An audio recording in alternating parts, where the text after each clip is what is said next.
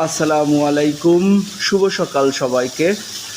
আজকে অনেক দিন পর সকাল সকাল প্রজেক্ট দেখতে আসছি। এই যে আমাদের সোহরাব কিউরিনের জন্যে যেই জায়গাগুলিতে কাজ শেষ হয়েছে মাশাআল্লাহ পানি দিচ্ছে। আমাদের নিচের ফ্লোরের চারিদিকে বাউন্ডারি ওয়াল হয়ে গেছে।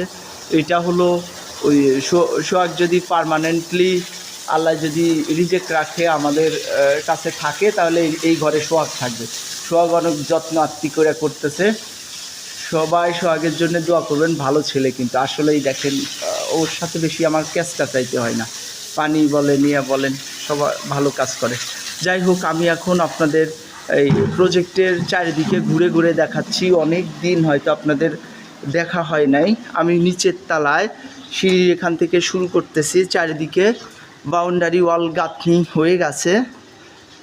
এগুলি সোহাগ এটা কতদিন আগে গাচ্ছ? মানে কালকে করা হয়েছে। এই টোটাল কয়দিন হলো এই গাঁথনির কাজ ধরছো? 5-6 দিন হয়েছে। 3 দিন হলো আমরা এই যে গাঁথনির কাজ গাচ্ছি। সোহাগ বলতেছে তার কারণ হলো আমি এখানে উপস্থিত ছিলাম না। মোটামুটি এই যে চারিদিকে বাউন্ডারি ওয়াল হয়ে গেছে। এইদিকে চারিদিকে পানি টানি দিবে, পরিষ্কার করবে, এই প্লাস্টার হবে।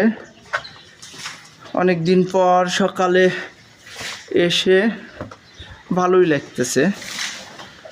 অনেক দিন এরকম ভোরে ভোরে আসা হয় না। সবাই হয়তো ব্যস্ততার জন্যে, কাজের জন্যে প্রজেক্ট আসেন না। এখন লাস্টের দিকে তো মাঝে মধ্যে প্রজেক্টে আইসেন, পানি টানি দেওয়ার সময় একটু সাথে থাকেন। কাজের টুকটাক ভুল ত্রুটিগুলা ওদের সরাসরি না বললে আমাকে বললেন, আমি ওদের দিয়া ঠিক করাইয়া দেব। এই যে পশ্চিম সাইডে যে প্লাস্টার কার্যক্রমগুলো চলছে, পানি দিয়ে আসছে, তাই উপর থেকে পানি আসতেছে।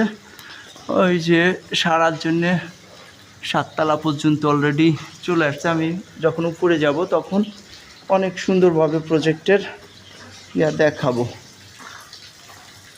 এইদিকে বাউন্ডারি ওয়ালটা উপর থেকে যখন গাঁথা হয়ে যাবে, তারপরে এখানে ওই যে টয়লেটের ওয়ালটা ভাঙা হবে। এদিকে একটু গাঁথতে হবে, 2-1 দিনের ভিতরে গাঁথা শুরু করব। সবাইকে সাথে থাকার জন্য ধন্যবাদ।